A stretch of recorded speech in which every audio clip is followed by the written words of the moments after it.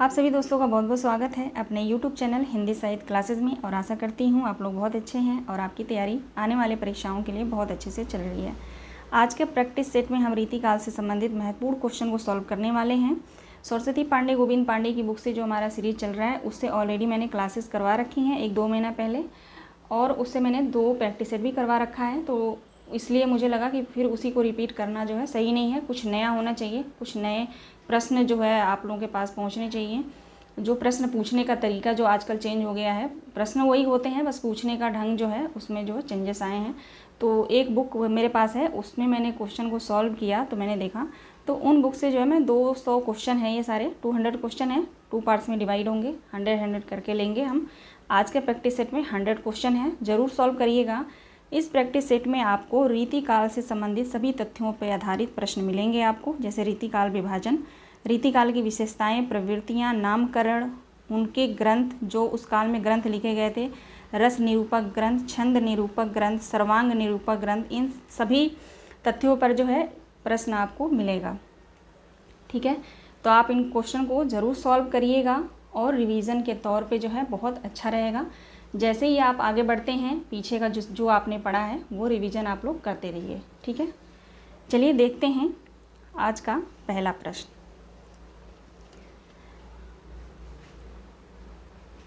पहला प्रश्न है, रीतिकाल की सही समय सीमा क्या मानी गई है। आप सभी को पता है रीतिकाल की सही समय सीमा क्या मानी गई है, संवत में पूछा जा रहा है। राइट आंसर हो जाएगा ऑप्शन ए, संवत 1700 से 1900।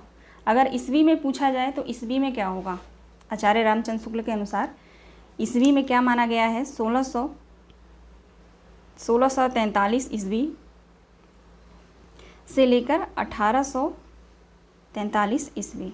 ठीक है, ईस्वी में समय सीमा मानी गई है 1643, 1843 ईस्वी, और संवत में मानी गई है 1700 से 1900। अब आगे बढ़ेंगे, दूसरा क्वेश्चन देखेंगे। रीति शब्द का सही अर्थ क्या है। यहाँ पे रीति शब्द का सही अर्थ बताना है आप लोगों को। श्रृंगार प्रधान रचना है, काव्यांग निरूपण ग्रंथ है, काव्यांग निरूपण रीति है, या काव्य रचना की स्वच्छंद पद्धति है, या अलंकार प्रधान काव्य रचना है। रीति का सही अर्थ क्या होगा, इन ऑप्शन में से राइट आंसर क्या होगा। राइट आंसर होगा काव्यांग निरूपण। ठीक है, राइट आंसर हमारा बी हो जाएगा। आगे देखते हैं, तीसरा प्रश्न है, रीतिकाल को श्रृंगार काल किसने कहा। रीतिकाल को श्रृंगार काल किसने कहा, आप सभी को पता है किसने कहा श्रृंगार काल, विश्वनाथ प्रसाद मिश्र ने। ठीक है, राइट आंसर हो जाएगा ऑप्शन सी, विश्वनाथ प्रसाद मिश्र ने कहा है श्रृंगार काल, रीतिकाल को। आगे बढ़ेंगे, अगला प्रश्न है, उत्तर मध्यकाल का नामकरण अलंकृत काल किसने कहा। उत्तर मध्यकाल यानी रीतिकाल ही, उत्तर मध्यकाल का नामकरण अलंकृत काल किसने कहा। मिश्र बंधुओं ने, बच्चन सिंह ने, विश्वनाथ प्रसाद ने, आचार्य रामचंद्र शुक्ल ने। राइट आंसर क्या होगा, अलंकृत काल किसने कहा था, मिश्र बंधुओं ने कहा था, है ना, मिश्र बंधुओं ने कहा था रीतिकाल को अलंकृत काल। राइट आंसर ए हो जाएगा। आगे बढ़ेंगे, थोड़ा सा बड़ा करती हूँ मैं इसको। अगला प्रश्न देखते हैं, हिंदी साहित्य के उत्तर मध्यकाल को सर्वप्रथम रीतिकाल किसने कहा। हिंदी साहित्य के उत्तर मध्यकाल को सर्वप्रथम रीतिकाल किसने कहा। राहुल संस्कृत्याय ने, रामचंद्र शुक्ल ने, डॉक्टर रामकुमार वर्मा ने, मिश्र बंधुओं ने। रीतिकाल आप सभी को पता है आचार्य रामचंद्र शुक्ल ने कहा था। उत्तर मध्यकाल यानी क्या हो जाएगा हमारा, रीतिकाल। ठीक है, आगे देखेंगे, हिंदी साहित्य के उत्तर मध्यकाल को कलाकाल किसने कहा। हिंदी साहित्य के उत्तर मध्यकाल को कलाकाल किसने कहा। ये रीतिकाल के बारे में ही पूछा जा रहा है, उत्तर मध्यकाल आप सभी को पता होगा। ठीक है, उत्तर मध्यकाल को कलाकाल किसने कहा। राइट आंसर क्या होगा, राइट आंसर होगा डॉक्टर रमाशंकर शुक्ल रसाल ने। सी हमारा सही जवाब है। आगे बढ़ेंगे,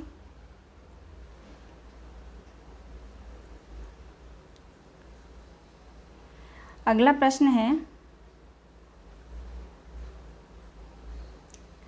थोड़ा सा बड़ा करती हूँ इसको मैं। हाँ जी, रीतिकाल की विशेषताओं के संदर्भ में कौन सा असत्य कथन है। यहाँ पे आपको रीतिकाल की विशेषताएं दी गई हैं, इनमें से कौन सा असत्य है ये बताना है। रीतिकाल की प्रमुख भाषा ब्रज है। रीतिकाल में मुक्तक काव्य की प्रधानता है। रीतिकाल में लक्षण ग्रंथों की प्रमुखता है। रीतिकाल में प्रकृति का आलंबन के रूप में वर्णन हुआ है। बताइए आप लोग कौन सा इसमें राइट आंसर होगा, असत्य कौन सा होगा। ठीक है, असत्य कौन सा है, राइट आंसर हमारा क्या होगा। राइट आंसर हो जाएगा डी ऑप्शन, डी जो है गलत है। ठीक है, रीतिकाल में प्रकृति का आलंबन के रूप में वर्णन हुआ है, यह कथन जो है हमारा गलत है। बाकी तीनों विशेषताएं सही हैं, आप लोग ध्यान रखेंगे। रीतिकाल की प्रमुख भाषा ब्रजभाषा, रीतिकाल में मुक्तक काव्य की प्रधानता थी, बिल्कुल थी। रीतिकाल में लक्षण ग्रंथों की प्रमुखता थी, आप सभी को पता है लक्षण ग्रंथ, लक्षण और उदाहरण लेके जिन कवियों ने अपने ग्रंथ की रचना की उनको क्या कहा गया, रीतिबद्ध कवि। ठीक है, आगे बढ़ेंगे। अगला प्रश्न है, निम्नलिखित में से कौन सा कथन असत्य है। यहाँ पे भी आप लोगों को असत्य कथन बताना है। केशव रीति मुक्त काव्य धारा के कवि हैं। दूसरा है, बिहारी रीति सिद्ध धारा के कवि हैं। सी ऑप्शन है, रीतिबद्ध धारा के कवियों को आचार्य कवि कहा जाता है। डी ऑप्शन है, रीतिबद्ध धारा के कवियों ने लक्षण ग्रंथों की रचना की है। इसमें राइट आंसर कौन सा है, असत्य कथन कौन सा है ये बताना है। राइट आंसर है ऑप्शन ए, केशव रीति मुक्त धारा के कवि हैं। केशव रीति मुक्त धारा के कवि थे क्या, बताएंगे आप लोग कमेंट के माध्यम से। नहीं ना, किस धारा के कवि थे केशव, रीतिबद्ध धारा के कवि थे केशव, है ना। बाकी जो तीनों हैं ये कथन जो है हमारा राइट है। बिहारी रीति सिद्ध धारा के कवि थे, बिल्कुल सही है। रीतिबद्ध धारा के कवियों को आचार्य कवि कहा जाता है, बिल्कुल सही है। रीतिबद्ध धारा के कवियों ने लक्षण ग्रंथ की रचना की, बिल्कुल ठीक है। ठीक है, ये तीनों हमारा राइट आंसर है। असत्य पूछा था तो ए हमारा सही जवाब है। आगे बढ़ेंगे। डॉक्टर रामकुमार वर्मा ने हिंदी साहित्य के उत्तर मध्यकाल के लिए कौन सा नाम उपयुक्त माना है। यहाँ पे डॉक्टर रामकुमार वर्मा के अनुसार पूछा जा रहा है कि हिंदी साहित्य के उत्तर मध्यकाल को यानी रीतिकाल को इन्होंने क्या नाम उपयुक्त माना है या क्या नाम दिया था इन्होंने। देखिए इसके जो है आंसर कलाकाल है, जबकि कलाकाल डॉक्टर रमाशंकर शुक्ल रसाल ने भी कहा है रीतिकाल को। अब मैंने यहाँ पे जो है बुक में भी देखा, सर्च करके भी देखा, तो राइट आंसर ये है कलाकाल। मुझे थोड़ा डाउट हुआ तो मैंने इसको सर्च करके देखा। आप सभी को पता होगा तो आप कमेंट के माध्यम से मुझे बताइएगा कि राइट आंसर सी ही होगा। ठीक है, मेरे अनुसार राइट आंसर सी है। आगे बढ़ेंगे। रीति संप्रदाय के प्रवर्तक कौन माने जाते हैं।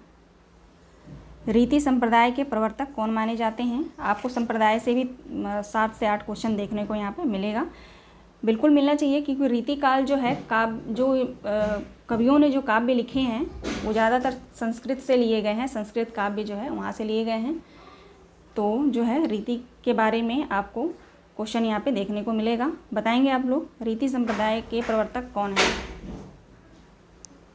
रीति संप्रदाय के प्रवर्तक जो है वामन माने जाते हैं। ऑप्शन ए हमारा राइट आंसर होगा।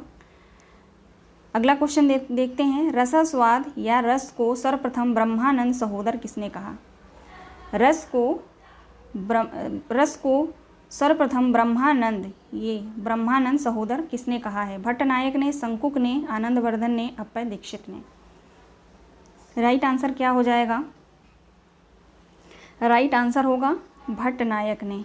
ठीक है, भट्टनायक हमारा सही जवाब है। भट्टनायक ने रस को ब्रह्मानंद सहोदर कहा है।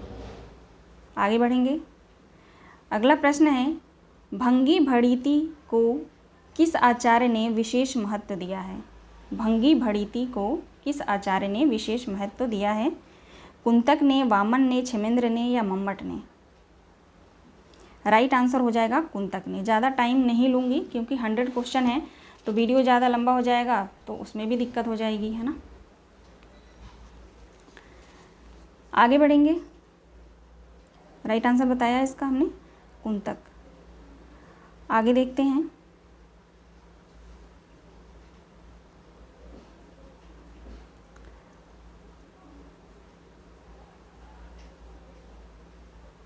बारह क्वेश्चन है यहाँ पे। हाँ जी, क्वेश्चन नंबर 13 देखते हैं। ध्वनि संप्रदाय के प्रवर्तक आचार्य कौन हैं? ध्वनि संप्रदाय के प्रवर्तक आचार्य कौन माने जाते हैं? आप सभी को पता है, आनंदवर्धन। राइट आंसर हमारा सी होगा। वक्रोक्ति संप्रदाय के प्रवर्तक बताएंगे आप लोग, कौन है वक्रोक्ति संप्रदाय के प्रवर्तक? आनंदवर्धन, भरत मुनि, भामा या कुंतक? वक्रोक्ति संप्रदाय के प्रवर्तक कौन माने जाते हैं? तो कुंतक माने जाते हैं। राइट आंसर डी होगा। अगला प्रश्न देखते हैं। ऋतात्मा काव्यस किसकी उक्ति है? ऋतात्मा काव्यस किसकी उक्ति है? भट्टनायक की, वामन की, कुंतक की या क्षेमेंद्र की? राइट आंसर क्या होगा? वामन की है। राइट आंसर हमारा बी हो जाएगा। आगे देखेंगे। अगला प्रश्न है, अलंकार को काव्य का प्राण मानने वाले आचार्य कौन हैं? अलंकार को काव्य का प्राण मानने वाले आचार्य कौन हैं? बताएंगे आप लोग। केशव दास हैं। ठीक है, राइट आंसर हमारा सी हो जाएगा। आगे बढ़ेंगे। अगला प्रश्न है, बादशाह जहांगीर की प्रशस्ति में लिखने वाला बादशाह जहांगीर की प्रशस्ति में लिखने किसने लिखा है ना? किसने लिखा ये पूछा जा रहा है। मतीराम ने, केशवदास ने, रहीम ने या द्विज देव ने? बादशाह जहांगीर की प्रशस्ति किसने लिखा? राइट आंसर हो जाएगा केशवदास। आगे बढ़ेंगे। अगला प्रश्न है, चिंतामणि त्रिपाठी को हिंदी रीतिकाल का प्रवर्तक माना है? किसने माना है? चिंतामणि को रीतिकाल का प्रवर्तक किसने माना है? आप सभी को पता है किसने माना है? रामविलास शर्मा ने माना है क्या, या भगीरथ ने? किसने माना है? क्वेश्चन नंबर 18 रामचंद्र शुक्ल ने, है ना? राइट आंसर हमारा हो जाएगा ऑप्शन सी, आचार्य रामचंद्र शुक्ल ने। आगे बढ़ेंगे। भगीरथ ने किसको माना है रीतिकाल का प्रवर्तक? डॉक्टर भगीरथ ने किसको माना है? केशवदास को माना है। आगे बढ़ते हैं। बरनौ रीति स्वभाव ज्यों वृत्ति वृत्ति सी मित्त, यह कथन किस आचार्य का है? चिंतामणि, देव, घनानंद या भूषण? किसका है ये पंक्ति? बरनौ रीति स्वभाव ज्यों वृत्ति सी मित्त, यह कथन किस आचार्य का है? चिंतामणि का है। ये पंक्ति जो है चिंतामणि का है। आगे देखेंगे। देव कवि ने रीति को क्या कहा है? देव कवि ने रीति को क्या कहा है? काव्य का द्वार। रीति को इन्होंने क्या कहा है? काव्य का द्वार। आगे देखते हैं। अगला प्रश्न है, रीति सुभाषा कवित्व की वर्णत बुद्ध अनुसार उक्ति किसकी है? यह कथन किसका है? रीति सुभाषा कवित्व की वर्णत बुद्ध अनुसार, यह कथन किसका है? रसलीन का, बिहारी का, चिंतामणि का, देव का? Question number 21। यह कथन जो है चिंतामणि का है ना? महत्वपूर्ण है, आप लोग ध्यान रखिएगा। अपनी अपनी रीति के काव्य और कविरीत पंक्ति से रीति शब्द के किस अर्थ की अभिव्यक्ति हुई है? अपनी अपनी रीति के काव्य और कविरीत जो पंक्ति है, इसमें रीति शब्द के किस अर्थ की अभिव्यक्ति हुई है?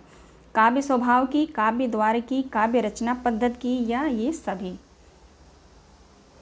राइट आंसर क्या होगा?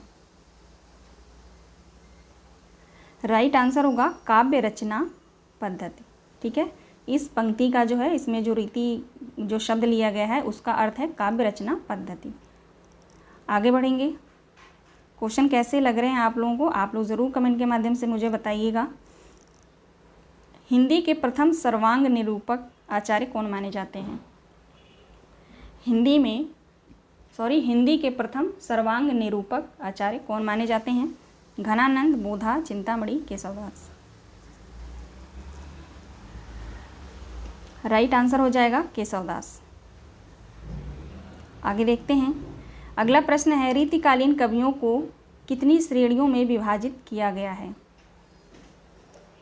रीतिकालीन कवियों को कितनी श्रेणियों में विभाजित किया गया है? तो 3 श्रेणियों में। कौन कौन से? रीतिबद्ध, रीतिसिद्ध और रीतिमुक्त। किसने किया है? विश्वनाथ प्रसाद मिश्र ने, इन्होंने ही किया है ना। आगे क्वेश्चन आपको देखने को मिलेगा। आगे बढ़ेंगे। अगला प्रश्न है, रीतिकालीन काव्यधारा नहीं है। राइट आंसर सी हो जाएगा। अगला क्वेश्चन देखते हैं, क्वेश्चन नंबर 26।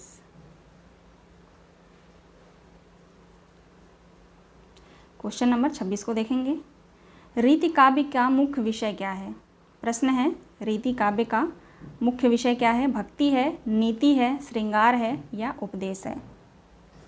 रीति काव्य जो ग्रंथ लिखे जा रहे थे उनका मुख्य विषय क्या था? श्रृंगार था, है ना। राइट आंसर सी होगा। अगला प्रश्न देखेंगे, क्वेश्चन नंबर 27। रीति काव्य का मूल स्रोत क्या है? भक्तिकालीन संत साहित्य है, भक्तिकालीन कृष्ण साहित्य है, भक्तिकालीन राम साहित्य है या संस्कृत के काव्य शास्त्रीय ग्रंथ है? रीति काव्य का मूल स्रोत पूछा जा रहा है। यहाँ पे 4 ऑप्शन दिए गए हैं, कौन सा राइट है ये बताना है आप लोगों को। आप सभी को पता है, राइट आंसर हो जाएगा डी हो जाएगा इसका, संस्कृत के काव्य शास्त्रीय ग्रंथ। क्योंकि रीति काव्य के जो कवि थे वो जो है उन्होंने जो संस्कृत जो काव्य थे वहीं से इन्होंने जो है लक्षण लिए थे और उदाहरण खुद देते थे। ठीक है, आगे बढ़ेंगे। अगला प्रश्न है, काव्य शास्त्र की परिभाषाओं के अनुसार लक्षण ग्रंथों की रचना करने वाले कवि किस काव्यधारा के अंतर्गत आते हैं? काव्य शास्त्र की परंपराओं के अनुसार लक्षण ग्रंथों की रचना करने वाले कवि किस काव्यधारा के अंतर्गत आते हैं? रीतिबद्ध, रीतिसिद्ध, रीतिमुक्त या इनमें से कोई नहीं? राइट आंसर क्या होगा? राइट आंसर हो जाएगा रीतिबद्ध। आगे बढ़ेंगे। रीतिसिद्ध कवि किसे कहा गया? रीतिसिद्ध कवि किसे कहा गया? थोड़ा सा क्वेश्चन ऊपर करूंगी। जो कवि आश्रयदाताओं की प्रशंसा करके अर्थ सिद्ध करते थे उनको कहा गया, या जिन कवियों ने कोई लक्षण ग्रंथ नहीं लिखा किंतु अपने काव्य में रीति परंपरा का अनुसरण अवश्य किया उनको कहा गया? सी ऑप्शन है, जिन कवियों ने स्वच्छंद काव्य की रचना की उनको कहा गया। डी ऑप्शन है, जिन कवियों ने भक्ति एवं नीति पर काव्य लिखे उनको कहा गया। राइट आंसर इनमें से क्या हो जाएगा? रीतिसिद्ध किसको कहा गया? राइट आंसर हो जाएगा ऑप्शन बी, जिन कवियों ने कोई लक्षण ग्रंथ नहीं लिया किंतु वो अपने काव्य में रीति परंपरा का जो है अनुसरण करते थे। ठीक है, आगे बढ़ेंगे। अगला प्रश्न है, रीति काव्य को गुंडेपन और सहोदेपन की हरकत किसने कहा है? नया क्वेश्चन है, रीति काव्य को गुंडेपन और सहोदरेपन का हरकत किसने कहा है? राइट आंसर क्या होगा? क्वेश्चन नंबर 30 का मार्कंडेय वाजपेयी ने कहा है। यह कथन जो है मार्कंडेय वाजपेयी का है। आगे देखते हैं क्वेश्चन। रीतिकालीन कवियों पर भाषा में मिश्रण करने एवं व्याकरण के नियमों की अवहेलना करने का आरोप किस आलोचक ने लगाया? क्वेश्चन एक बार फिर से पढ़ूंगी, ध्यान से आप लोग देखेंगे। रीतिकालीन कवियों पर भाषा में मिश्रण करने एवं व्याकरण के नियमों की अवहेलना करने का आरोप किस आलोचक ने लगाया है? आचार्य रामचंद्र शुक्ल ने, रामकुमार वर्मा ने, रामविलास शर्मा ने, प्रोफेसर राजनाथ शर्मा ने। क्वेश्चन नंबर 31 का राइट आंसर हो जाएगा आचार्य रामचंद्र शुक्ल ने। ठीक है, अगला प्रश्न है, रीतिकाल की सर्वाधिक व्यापक प्रवृत्ति कौन सी है? इनमें से प्रवृत्ति दी गई है, आश्रयदाताओं की अतिशय प्रशंसा, नायिका भेद और श्रृंगार रस की विवेचना की गई है, राधा कृष्ण के स्मरण के बहाने अपनी प्रेम पीड़ा की विभक्ति की गई है, डी ऑप्शन है अलंकार ग्रंथों की रचना की गई है। थोड़ा सा आप माफ़ी चाहूँगी आप लोगों से, थोड़ी सी डिस्टर्बेंस हो गई होगी क्योंकि मेरे रूम के बाहर जो सीढ़ियाँ हैं उस पर जो है कुछ सामान चढ़ा रहे हैं लोग, तो थोड़ी आवाज़ आ रही होगी, तो आप लोग मैनेज कर लीजिएगा। ठीक है, उसके लिए जो है माफ़ी चाहती हूँ आप लोगों से। बताएंगे आप लोग रीतिकाल की सर्वाधिक व्यापक प्रवृत्तियाँ इनमें से कौन सी है? क्वेश्चन नंबर 32 का राइट आंसर क्या हो जाएगा? राइट आंसर होगा ऑप्शन बी, नायिका भेद और श्रृंगार रस विवेचन। ठीक है, आगे बढ़ेंगे। रीतिबद्ध काव्यधारा के कवि कौन हैं? रीतिबद्ध काव्यधारा के कवि कौन हैं? इनमें से चिंतामणि हैं, है ना। राइट आंसर सी हो जाएगा, क्योंकि बिहारी तो रीति सिद्ध हैं। सेनापति और घनानंद जो है ये रीतिमुक्त कवि हैं। आगे बढ़ेंगे। रीति सिद्ध काव्यधारा के कवि हैं। अब यहाँ पे रीति सिद्ध काव्यधारा का पूछा जा रहा है, तो राइट आंसर ऑप्शन डी हो जाएगा। आगे बढ़ेंगे। घनानंद किस काव्यधारा के कवि हैं? घनानंद किस काव्यधारा के हैं? ऋतमुक्त काव्यधारा के हैं। इनमें से सर्वांग निरूपक ग्रंथ कौन सा है? इनमें से सर्वांग निरूपक ग्रंथ कौन सा है? कवित रत्नाकर है, शब्द रसायन है, बिहारी सतसई है, या रतन हजारा है? क्वेश्चन नंबर 36 राइट आंसर हो जाएगा शब्द रसायन। शब्द रसायन देव की रचना है, ये देव की रचना है और ये सर्वांग निरूपक ग्रंथ है। आगे बढ़ेंगे। अगला प्रश्न है, यहाँ पे सुमेलित करना है, ठीक है।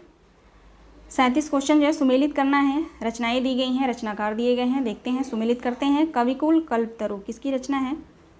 चिंतामणि की है। शब्द रसायन देव की है।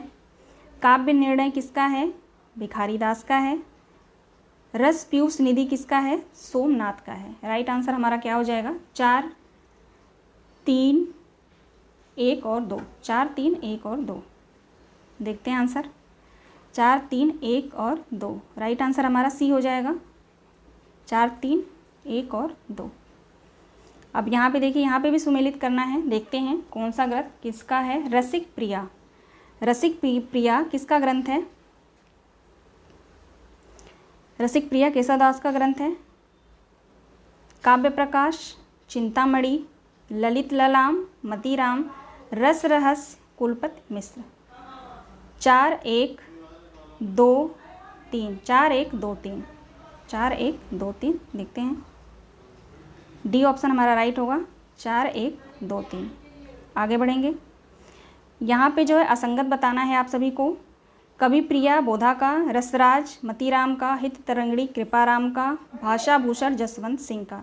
राइट आंसर इसमें क्या होगा? असंगत क्या है? असंगत होगा ऑप्शन ए, कवि प्रिया केशवदास की रचना है ना। आगे बढ़ेंगे। अगला प्रश्न है, हिंदी में सर्वाधिक विस्तृत छंद विवेचन ग्रंथ कौन सा है? हिंदी में सर्वाधिक विस्तृत छंद विवेचन, जिसमें छंदों की विवेचना ज़्यादा की गई है, इनमें से वो कौन सा ग्रंथ है? Question number 40। राइट आंसर क्या होगा? राइट आंसर होगा इसका छंदोवर्ण पिंगल। ये किसकी रचना है? भिखारी दास की रचना है ना। छंदोवर्ण पिंगल जो है भिखारी दास की रचना है, और ये कैसी रचना है? छंद विवेचन जो है इसमें मिलता है। आगे देखेंगे। अगला प्रश्न है, सर्वांग निरूपक ग्रंथ रस रहस्य के रचनाकार कौन है? अब यहाँ पे आपको पता चला रस रहस्य जो है कैसा ग्रंथ है, तो सर्वांग निरूपक ग्रंथ है। छंदोवर्ण भी जो है सर्वांग निरूपक ग्रंथ है। क्वेश्चन जो है यहाँ से बहुत बनते हैं, तो आप इन क्वेश्चन को जो है अलग करके चलिएगा। कल के वीडियो में जो है मैं आप लोगों को मिलते जुलते जो क्वेश्चंस हैं उनको मैंने अलग से लिख रखा है। कल के वीडियो में स्टार्टिंग में ही मैं आप लोगों को बताऊंगी, क्लियर करूंगी उसको कि कौन सा ग्रंथ किसका है, तो आप उसको नोट कर लीजिएगा कहीं, ठीक है। रस रहस्य किसका है? कुलपति मिश्र का है ना। क्वेश्चन नंबर 41 कुलपति मिश्र का रस रहस्य ग्रंथ जो है कुलपति मिश्र का है। आगे बढ़ेंगे। रीतिकाल के कवि नहीं हैं, इनमें से रीतिकाल के कवि नहीं है, तो ऑप्शन डी हमारा राइट है, नाथूराम शर्मा शंकर। आप लोग बताएंगे कमेंट के माध्यम से किस युग के कवि हैं ये? भारतेंदु युग, द्विवेदी युग, प्रगतिवाद युग? आप लोग कमेंट के माध्यम से मुझे बताइएगा। भूषण की कविता का प्रधान स्वर क्या है? भूषण की जो कविता थी उसका प्रधान स्वर पूछा जा रहा है यहाँ पे। राइट आंसर क्या होगा? करुणानिक, श्रृंगारिक, प्रशस्तिपरक या व्यंग्यात्मक? राइट आंसर हो जाएगा प्रशस्तिपरक। नाम से ही पता लग रहा है कि भूषण की जो कविता थी प्रशस्तिपरक थी, ठीक है। आगे देखेंगे। भूषण का वास्तविक नाम क्या था? भूषण का वास्तविक नाम क्या था? घनश्याम। घनश्याम नाम था। राइट आंसर ऑप्शन डी हो जाएगा। अगला प्रश्न देखेंगे।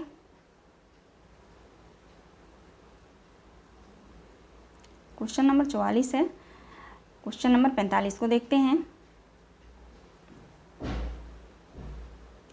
हाँ, अब यहाँ पे देखिए, भूषण कवि की उपाधि, जो भूषण थे उनको भूषण कवि की उपाधि किसने दी थी? शिवाजी, छत्रपति शिवाजी, महाराज छत्रसाल, छत्रपति साहू महाराज या सोलंकी के राजा रुद्र ने? किसने दी थी ये उपाधि? सोलंकी के राजा रुद्र ने दिया था। ठीक है, अगला प्रश्न देखते हैं। भूषण के काव्य में प्रधानता है, भूषण के काव्य में कौन सी प्रधानता थी बताना है आपको। ओज गुण तथा वीर रस, प्रसाद गुण तथा करुण रस, माधुर्य गुण तथा श्रृंगार रस, प्रसाद गुण तथा भयानक रस। राइट आंसर क्या हो जाएगा? आप लोग हमेशा ध्यान रखेंगे, भूषण के काव्य की जो प्रधानता थी वो था ओज गुण और वीर रस। वीर रस के कवि हैं, इनकी रचनाओं में जो है वीरता आपको देखने को मिलेगा। आगे है, रीतिकालीन राष्ट्र कवि हैं। रीतिकालीन राष्ट्रीय कवि कौन माने जाते हैं? चिंतामणि, भूषण, बिहारी या खनानंद? रीतिकालीन राष्ट्रीय कवि कौन माने जाते हैं? भूषण माने जाते हैं। राइट आंसर ऑप्शन बी होगा।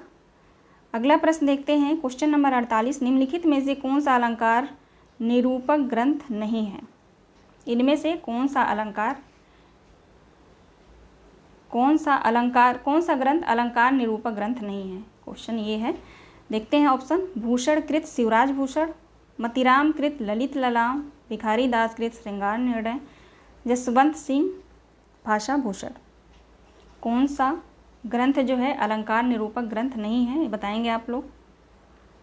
राइट आंसर हो जाएगा ऑप्शन सी, भिखारी दास की रचना श्रृंगार निर्णय। ये अलंकार निरूपक ग्रंथ नहीं है, ये रस सारांश निरूपक ग्रंथ है। ठीक है, सॉरी, रस निरूपक ग्रंथ है, अलंकार निरूपक नहीं, रस निरूपक ग्रंथ है। ठीक है, इनकी एक रचना और है रस सारांश, इनकी एक रचना और है रस सारांश। ठीक है, तो ये रचना और ये रचना, ये दोनों रचना जो है रस निरूपक काव्य ग्रंथ हैं। आगे बढ़ेंगे अब। अगला प्रश्न है, सर्वरस विवेचक ग्रंथ सुधा निधि के रचनाकार कौन है? सुधा निधि रचना किसकी है? अब ये जो रचना है सुधा निधि रचना तोस कवि की है। ठीक है, तोस कवि की है। राइट आंसर डी होगा। ये रचना कैसी है? सर्वरस विवेचक ग्रंथ है। ठीक है, आगे बढ़ेंगे। नायिका भेद ग्रंथ कौन सा है? इनमें नायिका भेद ग्रंथ आपको बताना है कौन सा है। राइट आंसर हो जाएगा ऑप्शन ए, देव कवि की रचना जाति विलास नायिका भेद ग्रंथ माना जाता है। अगला प्रश्न देखते हैं। अगला प्रश्न है, भूषण किस काव्यधारा के कवि हैं? भूषण किस काव्यधारा के कवि हैं? रीतिबद्ध, है ना, रीतिबद्ध काव्यधारा के कवि हैं भूषण। अगला प्रश्न देखते हैं, आचार्य भिखारी दास कृत प्रमुख काव्य शास्त्री ग्रंथ कौन सा है? इनमें से कौन सा ग्रंथ भिखारी दास का है, काव्य शास्त्री ग्रंथ है? ये बताना है आप लोगों को। राइट आंसर हो जाएगा काव्य निर्णय। राइट आंसर काव्य निर्णय होगा, ऑप्शन सी हमारा सही जवाब है। आगे बढ़ेंगे।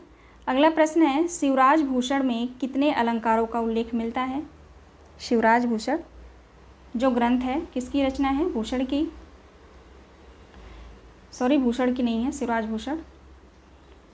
इसमें जो है शिवराज भूषण जो ग्रंथ है इसमें कितने अलंकारों का उल्लेख मिलता है? तो 105 जसवंत सिंह का है ना, जसवंत सिंह का।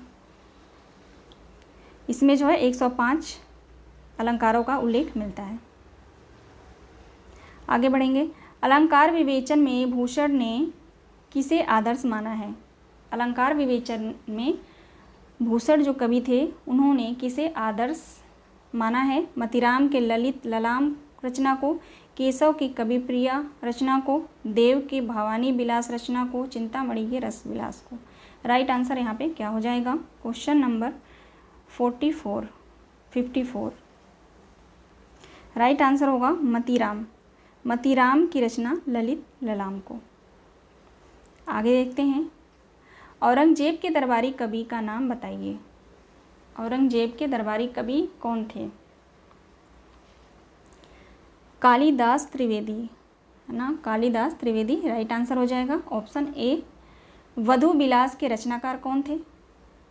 वधु विलास के रचनाकार कौन है बताएंगे आप लोग? वधु विलास, सॉरी विलास बोल रही हूँ, विनोद, वधु विनोद। वधु विनोद किसकी रचना है? कालिदास त्रिवेदी की रचना है। राइट आंसर ऑप्शन बी होगा। आगे बढ़ते हैं। अगला प्रश्न है, थोड़ा जल्दी चलें क्या, जो जल्दी मैं कराऊँ, जैसे वीडियो ज़्यादा लंबी ना हो, है ना। राम कैसो जस अध अरुध गगन है, सेनापति के इन पंक्ति में क्या कहा गया है? सेनापति ने इन पंक्ति में क्या कहा है? राम कैसो जस अध उरध गगन है, इस पंक्ति में जो है सेनापति ने क्या कहा है देखते हैं। राम की वीरता का प्रभाव आकाश में भी बड़ा है, राम के यश को प्रकृति की सुंदरता बताया है, शरद पूर्णिमा की चंद्र ज्योत्सना की उपमा दिव्यंग व्यापी रामचंद्र के यश से दी है, या उपयुक्त में से कोई नहीं। राइट आंसर क्या होगा 57 का? 57 का राइट आंसर क्या हो जाएगा आप लोग बताएंगे? राइट आंसर होगा ऑप्शन सी, शरद पूर्णिमा की चंद्र ज्योत्सना की उपमा दिगंत व्यापी रामचंद्र के यश से दी गई है। ठीक है, इस पंक्ति में जो है सेनापति ने ये कहा है। आगे बढ़ेंगे। कवित रत्नाकर काव्य कल्पद्रुम किसकी रचना है? कवित रत्नाकर काव्य कल्पद्रुम किसकी रचना है? सेनापति की। राइट आंसर ऑप्शन डी हो जाएगा। हिंदी नवरत्न के रचयिता कौन माने जाते हैं? हिंदी नवरत्न के रचयिता कौन माने जाते हैं? राइट आंसर हो जाएगा ऑप्शन ए, मिश्र बंधु। प्रकाशन वर्ष क्या है? 1910। आगे बढ़ेंगे। अलग शतक और तिलक शतक के रचयिता कौन हैं? रसलीन, मुबारक, बिलग्रामी, रसखान या आलम शेख। अलग शतक और तिलक शतक किसकी रचना है? मुबारक, बिलग्रामी की रचना है ना। राइट आंसर ऑप्शन बी हो जाएगा। भाव विलास किसकी रचना है भाई? भाव विलास किसकी रचना है? Question number 61। देव की रचना है भाव विलास। ऑप्शन सी हमारा सही जवाब है। आगे बढ़ेंगे। नायिका भेद प्रतिपादित करने वाली रचना पहचानिए। कौन सी रचना है जो नायिका भेद है? ललित ललाम, छंदसार, श्रृंगार मंजरी, प्रबोध, चंद्रोदय। नायिका भेद रचना इनमें से कौन सा है? श्रृंगार मंजरी। ठीक है, श्रृंगार मंजरी जो है नायिका भेद रचना है। आगे बढ़ेंगे। किस कवि ने भक्त, श्रृंगार और वीर तीनों विषयों पर अधिकार पूर्वक जो है अपना काव्य लिखा है? राइट आंसर होगा इसका पद्माकर। बहुत फेमस प्रचलित प्रश्न है ये, हर जगह आपको देखने को मिलेगा, क्वेश्चन पूछा जा चुका है। ठीक है, तो पद्माकर राइट आंसर होगा। आगे बढ़ेंगे। जगत विनोद किसकी रचना है? जगत विनोद किसकी रचना है? ये रचना भी पद्माकर की है। आगे देखते हैं। श्रृंगार रस का सार ग्रंथ किसे कहा गया है? श्रृंगार रस का सार ग्रंथ किसे कहा गया है? राम रसायन को, श्रृंगार मंजरी को, रसविलास को, जगत विनोद को। राइट आंसर हो जाएगा जगत विनोद को, ऑप्शन डी। ठीक है, श्रृंगार रस का सार ग्रंथ। ठीक है, तो आप लोग श्रृंगार मंजरी मत लगाइएगा, ना ही रसविलास है। राइट आंसर होगा जगत विनोद। पद्माकर ने किसके अनुरोध पर हितोपदेश का अनुवाद किया है? पद्माकर ने किसके अनुरोध पर हितोपदेश का अनुवाद किया था? राइट आंसर क्या हो जाएगा?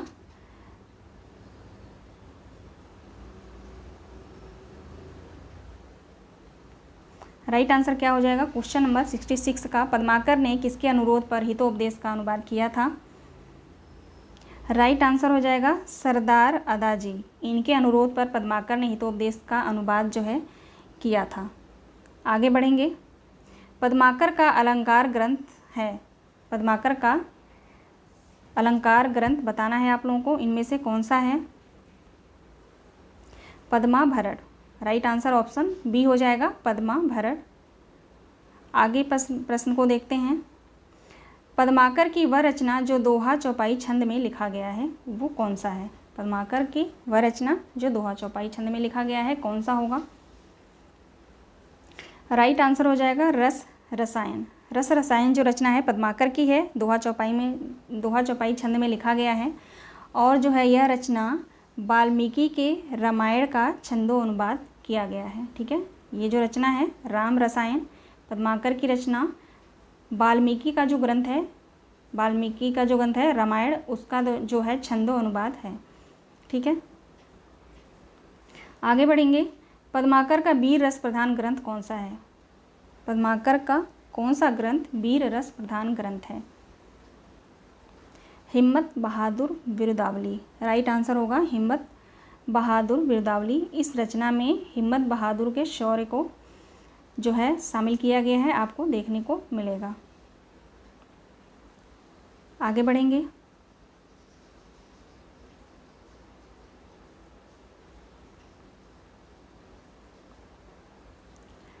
अगला प्रश्न है, जयपुर नरेश सिंह के दरबारी कवि कौन थे? जयपुर नरेश प्रताप सिंह के दरबारी कवि कौन थे? पद्माकर, रसलीन, भूषण या बिहारी? राइट आंसर हो जाएगा पद्माकर। ठीक है, पद्माकर जो है जयपुर नरेश प्रताप सिंह के दरबारी कवि थे। आगे बढ़ेंगे।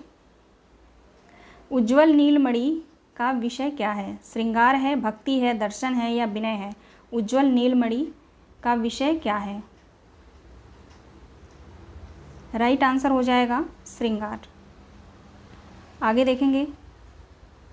कौन सा कवि रीति मुक्त काव्यधारा के अंतर्गत नहीं आता?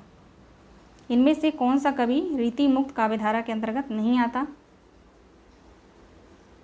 राइट आंसर होगा रसनिधि। बाकी तीनों जो कवि हैं रीति मुक्त काव्यधारा के अंतर्गत आते हैं। राइट आंसर ए होगा।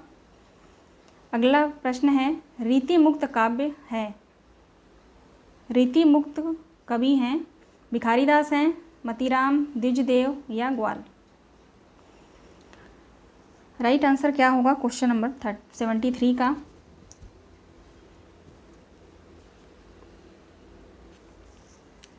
राइट आंसर हो जाएगा द्विजदेव। द्विजदेव जो है रीति मुक्त कवि हैं। आगे बढ़ेंगे। रीति काव्य में कौन सा काव्य रूप अपनाया गया था? रीति काव्य में कौन सा काव्य रूप अपनाया गया था? प्रबंध, मुक्तक, कथा या चंपू? राइट आंसर क्या होगा? राइट आंसर होगा मुक्तक काव्य। अगला प्रश्न देखते हैं। निम्नलिखित रचनाओं में से सतसई परंपरा का सबसे पहली रचना कौन सी है? गाथा सतसई, आर्या सतसई, वीर सतसई या बिहारी सतसई? निम्नलिखित रचनाओं में सतसई परंपरा का सबसे पहली रचना पूछा जा रहा है। राइट आंसर क्या होगा?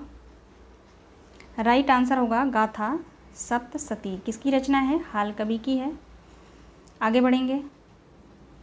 रीति निरूपक की प्रवृत्ति का परिचायक ग्रंथ कौन सा है? रीति निरूपक की प्रवृत्ति का परिचायक ग्रंथ कौन सा है? रसभूषण, बिहारी सतसई, कविकुल कल्पतरु, रस विलास? राइट आंसर क्या होगा 76 क्वेश्चन का? राइट आंसर होगा कविकुल कल्पतरु। ये जो ग्रंथ है रीति निरूपक ग्रंथ है। आगे बढ़ेंगे। बूंदी नरेश भाव सिंह के दरबारी कवि कौन थे? बूंदी नरेश भाव सिंह के दरबारी कवि कौन थे? मतीराम। राइट आंसर होगा मतीराम थे। आगे बढ़ेंगे। रीति काल काव्य की सर्वप्रमुख भाषा क्या है? रीति काल काव्य की सर्वप्रमुख भाषा क्या है? ब्रज भाषा है। देखिए मैं आंसर लेके नहीं बैठी हूँ, अगर कोई क्वेश्चन गलत हो जाता है तो उसके लिए मैं माफ़ी चाहूँगी। आप लोग राइट आंसर मुझे बता देंगे या बता देंगे कौन सा क्वेश्चन गलत है, तो उसको मैं सही करके नेक्स्ट वीडियो में बता दूँगी। सॉरी, वैसे मैं कोई क्वेश्चन जो है गलत नहीं बताऊँगी, बहुत अच्छे से मैं तैयारी करके जो है क्वेश्चन सॉल्व कराती हूँ।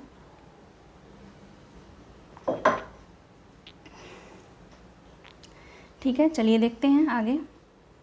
फिर भी इंसान है, गलती हो जाती है। मतीराम के अलंकार विवेचन में किसका अनुकरण लक्षित है? मतीराम के अलंकार विवेचन में किसका अनुकरण लक्षित है? चिंतामणि का, केदार भट्ट का, केदारनाथ का केदार भट्ट होगा यहाँ पे, ठीक है, सॉरी भट्ट केदार लिखा पड़ा है, भट्ट केदार, ठीक है। अप्पय दीक्षित माखन कवि। राइट आंसर क्या होगा?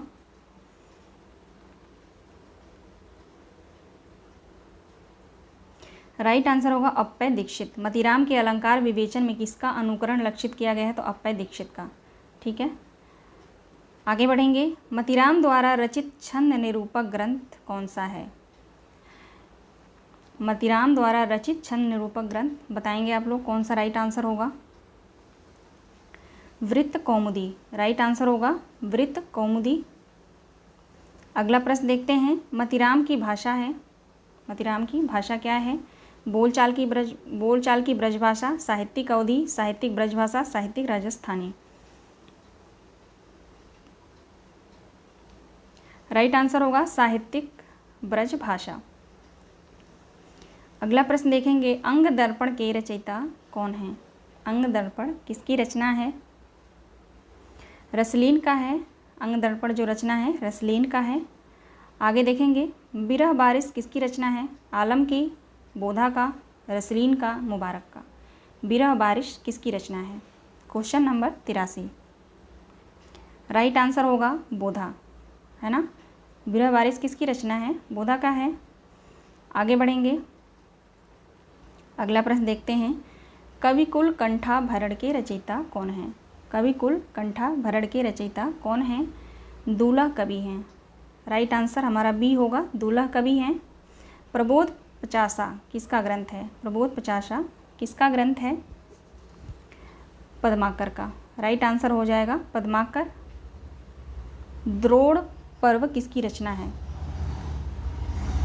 द्रोण पर्व किसकी रचना है?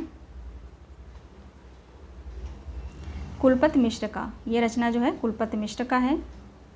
आगे बढ़ेंगे। अगला प्रश्न है। रीतिबद्ध कवियों से घनानंद का प्रेम इसलिए भिन्न है क्योंकि वह अत्यधिक मांसल हैं। बी ऑप्शन है वह अलौकिक एवं आध्यात्मिक हैं, वह सुजान से प्रेरित हैं, या वह स्वानुभूति और रीति मुक्त हैं। प्रश्न है।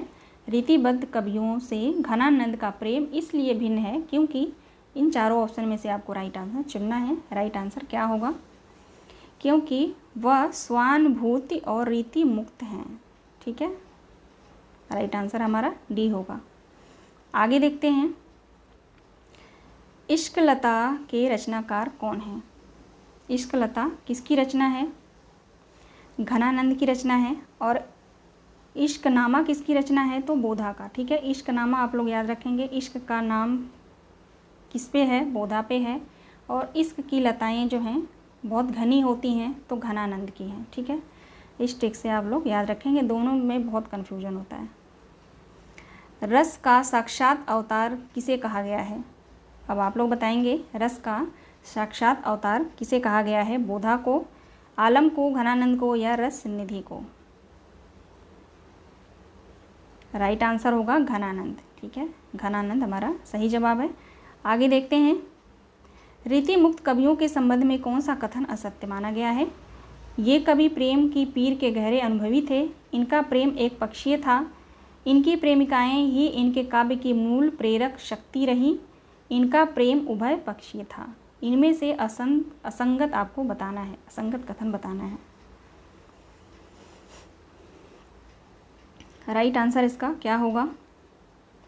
राइट आंसर होगा इनका प्रेम उभय पक्षी था। ये जो है असत्य कथन है क्योंकि इनका प्रेम जो था, रीति मुक्त कवियों के संबंध में जो कथन दिया गया है, इनका प्रेम उभय पक्षी नहीं एक पक्षीय था, ठीक है।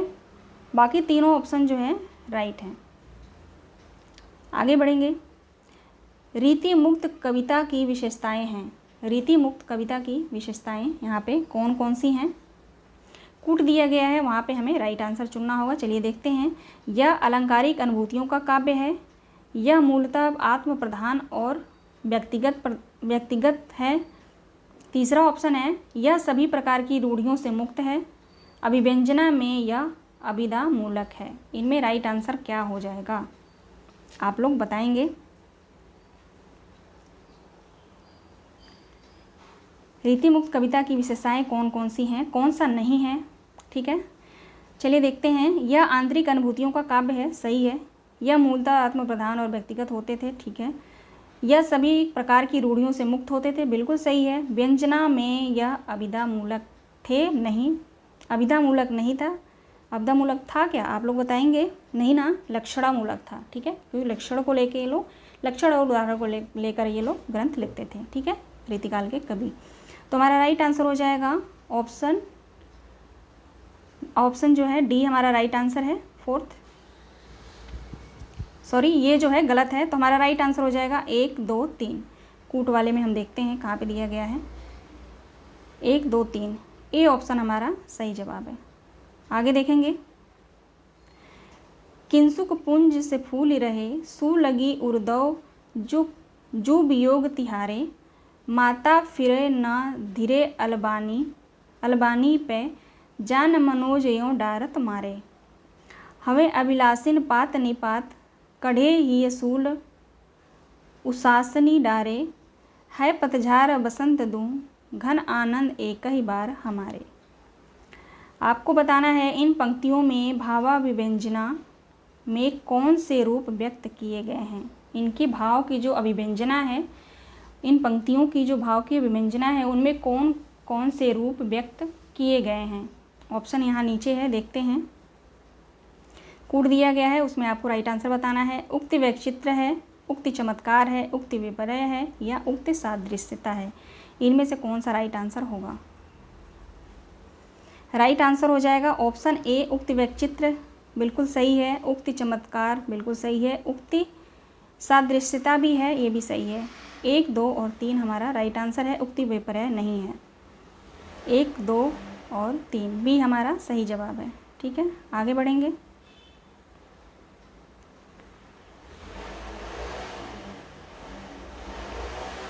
कौन सा क्वेश्चन था ये? 92। आगे ऊपर चलेंगे हम। अगला प्रश्न है, घनानंद काव्य का सर्वप्रथम संकलन किसने किया था? घनानंद का जो काव्य था उसको सर्वप्रथम संकलन किसने किया था? ब्रजनाथ ने, वियोगी हरि ने, जगन्नाथ दास ने या हरिओध ने? आई गॉड, बहुत शोर मचाते हैं यहाँ पे। कभी कभी जो क्वेश्चन गलत होता है ना, मुझे इसी वजह से होता है, क्योंकि मैं वीडियो शूट करती रहती हूँ, इधर शोर मचाते मेरा ध्यान उधर चला जाता है ना। राइट आंसर क्या होगा इसका? क्वेश्चन नंबर 93 का राइट आंसर हो जाएगा इसका ब्रजनाथ ने घनानंद काव्य का सर्वप्रथम संकलन किया था। आगे बढ़ेंगे। अगला प्रश्न है, घनानंद की संपूर्ण रचनाओं का वैज्ञानिक रीति से संपादन किसने किया है? घनानंद की संपूर्ण रचनाओं का वैज्ञानिक रीति से संपादन किसने किया है? भारतेंद्र हरिश्चंद्र, जगन्नाथ दास, रत्नाकर, विश्वनाथ मिश्र या बाबू गुलाब राय? राइट आंसर होगा ऑप्शन सी, विश्वनाथ प्रसाद मिश्र ने, ठीक है, ध्यान रखेंगे आप लोग। रीतिकाल में एक अहम भूमिका है विश्वनाथ प्रसाद मिश्र जी का। नेक्स्ट वीडियो में जो है बहुत सारी कथन मिलेंगे, बहुत सारी पंक्तियाँ मिलेंगी आपको, तो आप जो है नेक्स्ट वीडियो को भी दोनों पार्ट्स को ज़रूर देखिएगा, ठीक है। 95 क्वेश्चन है, घनानंद की किस कृति में पंजाबी और उर्दू शब्दों का भरमार मिलता है? सुजान सागर में, इश्क लता में, पदावली में या सरस बसंत में? राइट आंसर क्या हो जाएगा क्वेश्चन नंबर 95 का? राइट आंसर है इश्क लता में। इश्क लता जो रचना है घनानंद का, इसमें जो है पंजाबी और उर्दू शब्दों की भरमार, यानी जो है ये शब्द जो है बहुत सारे मिलते हैं। सुजान सागर के रचयिता कौन है? सुजान सागर के रचयिता कौन है? बोधा, आलम, घनानंद, रसलीन? राइट आंसर होगा घनानंद। आगे देखते हैं। घनानंद का वह कृति जिसमें कृष्ण के नाम का पत्र लिखकर ब्रजवासियों की ओर से अनेक उड़ाने दिए गए हैं? घनानंद की वो कौन सी रचना है जिसमें कृष्ण के नाम का पत्र लिखकर इन्होंने ब्रजवासियों की ओर से अनेक उड़ाने दिए गए हैं? वो रचना कौन सी है बताएंगे आप लोग? प्रेम पत्रिका रचना है, प्रेम पत्रिका। ऑप्शन डी हमारा सही जवाब है। आगे बढ़ेंगे। 98 क्वेश्चन, घनानंद की किस कृति में कृष्ण लीलाओं का वर्णन मिलता है? यहाँ पे जो है रचनाएं दी गई हैं। घनानंद की किस रचनाओं में कृष्ण की लीलाओं का वर्णन मिलता है? राइट आंसर हो जाएगा कृष्ण कौमुदी, ये हमारा सही जवाब है। 99 क्वेश्चन देखते हैं। घनानंद के प्रेम का वर्णन कौन सी विशेषता नहीं है? घनानंद